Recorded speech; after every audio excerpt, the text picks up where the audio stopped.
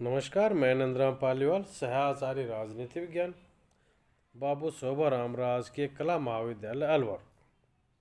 आज इस वीडियो में हम आदर्शवाद के बारे में चर्चा करेंगे।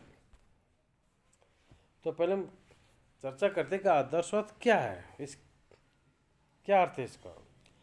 आदर्शवाद शब्द अंग्रेजी के आइडियलिज्म शब्द का रूपांतरण है। और आइडियलिज्म शब्द आइडियल से नहीं वरन आइडिया से बना है, जिसका अर्थ है विचार। अतः यह विचारधारा आइडियल पर नहीं वरन आइडिया आधार अर्थात विचार पर आधारित है। आइडियल शब्द का वास्तविक अर्थ होता है विचारगत या विचार संबंधी। पूर्णतः विचार जगत में ही संभव है। अतः पूर्णता रखने वाली वस्तु को आदर्श कहा जाता है। आदर्शवाद का संबंध वास्तविक दुनिया से न होकर विचारों के आंतरिक जगत में पाई जाने वाली पूर्णता से होता है। राजनीतिक चिंतन के क्षेत्र में यह विचारधारा इस दुनिया में पाए जाने वाले राज्य की प्रकृति से संतुष्ट न होकर एक ऐसे आदर्श राज्य का विवेचन करती है जो पूर्ण हो, और ऐसे पूर्ण राज्य का अस्तित्व विचारों की दुनिया में संभव है। बोसांख्य ने आदर्शवाद को आध्यात्मिक सिद्धांत कहकर पुकारा है, क्योंकि राज्य के दृश्यमान भौतिक तत्वों पर बल न देकर आध्यात्मिक स्वरूप पर बल देता है। हाभाउस ने इसे दार्शनिक सिद्धांत कहते थे, क्योंकि राज्य के समग्र रूप का दार्शनिक दृष्टि से अध्ययन करता। CEM जॉर्ज ने इसे निरंकुशतावादी सिद्धांत कहा है, क्योंकि यह राज्य को पूर्ण और निरंकुश अधिकार प्रदान करना चाहता है। मैकायोर ने इसे राज्य का रहस्यवादी कहा है, तो गैटेल ने इसे नैतिक सिद्धांत कहा है, क्योंकि यह नैतिकता पर अत्यधिक बल देता है। संक्षेप में आदर्शवाद का अर्थ विचारवाद है। आदर्शवादी परंपरा का एक लंबा इतिहास रहा, यद्यपि उसकी श्रृंखला कहीं टूटी हुई है। साधारणतः यह स्वीकार किया जाता है कि आदर्शवादी विचारधारा के तत्व सर्वप्रथम प्लेटो और अरस्तु की रचनाओं में मिलते हैं, जो कि राज्य को स्वाभाविक और आवश्यक मानते हैं। वे राज्य को सब कुछ मानते थे। प्लेटो ने राज्य को मानव प्रकृति के अनुरूप तब मानव मस्तिष्क से उत्पन्न माना। जिस प्रकार मनुष्य के अंतरंग में 3 मुख्य परिवर्तियाँ रहती हैं, जैसे बुद्धि, उत्साह और वासना, उसी प्रकार राज्य को भी 3 वर्गों में दार्शनिक, योद्धाओं और उत्पादकों में बांटा जा सकता है। अतः प्लेटो के मतानुसार राज्य को आत्मा की बाह्य छाया ही समझना ठीक होगा। अरस्तु का यह सूत्र कि मनुष्य एक सामाजिक प्राणी है, आदर्शवादी परंपरा का आधार व सिद्धांत बन गया। राज्य मनुष्य जीवन के विकास के लिए एक स्वाभाविक संस्था है। राज्य से पृथक रहकर विकास करने के बाद या तो देवता हो सकते हैं अथवा पशु। मनुष्य के लिए तो ऐसी कल्पना करना प्राय असंभव है। अरस्तु राज्य की उत्पत्ति मानव जीवन की आवश्यकताओं से मानता है। उसके पश्चात वह राज्य की उपयोगिता मानव जीवन के नैतिक विकास के लिए आवश्यक समझता है। उसके अनुसार सच्चा राज्य एक सद्गुण संपन्न जीवन की साझेदारी है। राज्य के संबंध में नैतिक पुरुष की धारणा मध्य युग में चर्च और राज्य के मध्य संघर्ष के कारण बहुत समय तक दबी पड़ी रही। 17वीं शताब्दी के पुनर्जागरण काल में एक बार पुनः यूनानी दर्शन के प्रति जिज्ञासा जागृत हुई, और टॉमस मोर ने प्लेटो के आदर्श राज्य की कल्पना से प्रभावित होकर अपनी पुस्तक यूटोपिया की रचना की। वस्तुतः आधुनिक युग में रोसो के विचारों से ही आदर्शवाद का पुनरुत्थान हुआ। रोसो का सामान्य इच्छा का सिद्धांत ही आधुनिक आदर्शवाद की आधारशिला बना। उसने राज्य की प्राकृतिक अव्यात्मक सिद्धांत अपनाकर व्यक्ति की वास्तविक स्वतंत्रता राज्य की इच्छा का पालन करने में ही निश्चित की। रूसो के विचारों का प्रभाव जर्मन दार्शनिकों पर सर्वाधिक पड़ा। जर्मन दार्शनिक में कांट, फिक्टे, नीत्शे, हीगल आदि ने बड़े ही पांडित्यपूर्ण विद्वता से राजनीतिक आदर्शवाद का प्रतिपादन किया।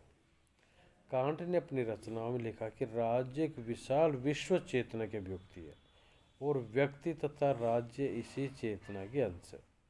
1813 में प्रकाशित राज्यशास्त्र पुस्तक में फिक्टे ने राज्य को सर्वोपरि संस्था घोषित कर व्यक्ति को साधन मात्र बना डाला। हीगल ने स्पष्ट रूप से कहा कि राज्य विश्व आत्मा के विकास की अंतिम और सर्वश्रेष्ठ उपलब्धि है। अतः व्यक्ति के जीवन की वास्तविकता राज्य का सदस्य होने में ही है। राज्य से पृथक अथवा बाहर होकर उसका कोई अस्तित्व नहीं रहता। उसने राज्य को पृथ्वी पर ईश्वर का अवतरण बतलाया और कहा कि व्यक्ति राज्य के लिए है, न कि राज्य व्यक्ति के लिए।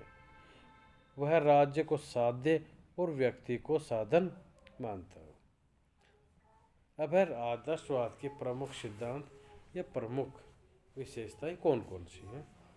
तो पहले कि राज्य एक नैतिक संस्था है। आदर्शवादी राज्य को एक नैतिक संस्था मानते हैं। आदर्शवादी सिद्धांत राज्य को एक ऐसी नैतिक संस्था मानता है जो व्यक्तित्व के पूर्ण विकास के लिए बहुत महत्वपूर्ण है। राज्य में रहकर मनुष्य का पूर्ण नैतिक विकास संभव है। राज्य के बाहर व्यक्तित्व का पूर्ण विकास नहीं हो सकता। राज्य में ही व्यक्ति अपनी सभी प्रकार से उन्नति कर सकता है।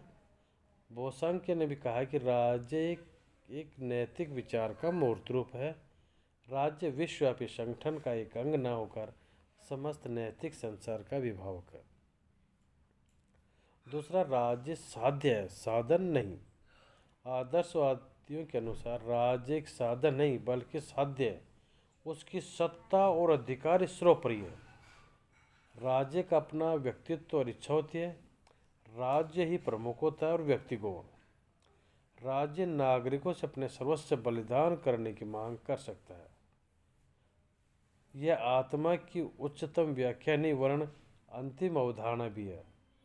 निसंदेह राज्य व्यक्तियों का एक समूह है, परंतु यह केवल व्यक्तियों का समूह ही नहीं, इससे कुछ अधिक भी है।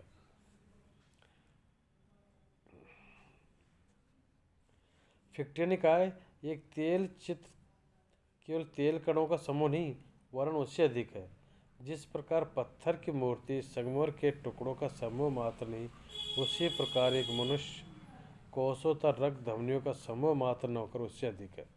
ठीक उसी प्रकार एक राष्ट्र बाह्य नियमों का समूह मात्र न होकर कहीं उससे अधिक है। राज्य अनिवार्य है। आदर्शवाद राज्य को व्यक्ति के लिए अनिवार्य मानते हैं। राज्य से पृथक व्यक्ति का जीवन संभव नहीं है। राज्य के बाहर व्यक्ति के व्यक्तित्व का पूर्ण विकास नहीं हो सकता। अरस्तु के अनुसार राज्य के बिना व्यक्तियों को सद्जीवन प्राप्त नहीं हो सकता। राज्य सर्वशक्तिमान है। आदर्शवादी राज्य को असीम शक्ति धारण करने वाला मानव मानते थे। हीगल राज्य को ईश्वर का अवतार मानता है। राज्य के विरुद्ध व्यक्तियों को कोई अधिकार नहीं है। राज्य के बाहर जो अंतर्राष्ट्रीय संस्थाएं हैं वे भी राज्य की शक्तियों पर कोई सीमाएं नहीं लगा सकती। राज्य व व्यक्ति का आंगिक संबंध। राज्य व्यक्ति का वही संबंध है जो शरीर और उसके अंगों का। राज्य समष्टि अपने अवयव से सदैव अधिक बड़ी और महत्वपूर्ण होती है। जिस प्रकार अवयव की सार्थकता शरीर का अंग बने रहने में है, उसी प्रकार व्यक्ति का सारा महत्व और मूल्य राज्य का अंग बने रहने में ही है। राज्य सामान्य इच्छा का प्रतीक है। राज्य की सामूहिक इच्छा भलाई को ध्यान में रखती है। राज्य के द्वारा व्यक्ति की सामान्य इच्छा का प्रतिनिधित्व किया जाता है। राज्य के द्वारा ही व्यक्ति की वास्तविक इच्छा और उसके अंतर चेतना की अभिव्यक्ति होती है। रूसो के अनुसार यदि व्यक्ति स्वेच्छापूर्वक सामान्य इच्छा का पालन नहीं करता तो राज्य को उसे बलपूर्वक स्वतंत्र कराना चाहिए, यानी सामान्य इच्छा मानने के लिए बाध्य करना चाहिए। राज्य स्वतंत्रता का मूर्त रूप है। आदर्शवाद के अनुसार राज्य की इच्छा अनुसार कार्य करना है स्वतंत्रता। स्वतंत्रता का अर्थ अपनी इच्छा के प्रतिकूल राजकीय आदेशों को कर्तव्य समझते उनका पालन करना। स्वतंत्रता का उद्देश्य व्यक्ति के विकास के लिए अधिकाधिक अवसर प्रदान करना है और ये अवसर राज्य के द्वारा ही प्रदान किए जा सकते हैं। राज्य समाज से पृथक नहीं। कतिपय आदर्शवादी यह भी मानते हैं कि राज्य और समाज में कोई भेद नहीं है। समाज राज्य से पृथक कोई संस्था नहीं है, यह एक ही संस्था के दो नाम हो सकते हैं। समाज का अस्तित्व राज्य पर निर्भर करता है। धन्यवाद।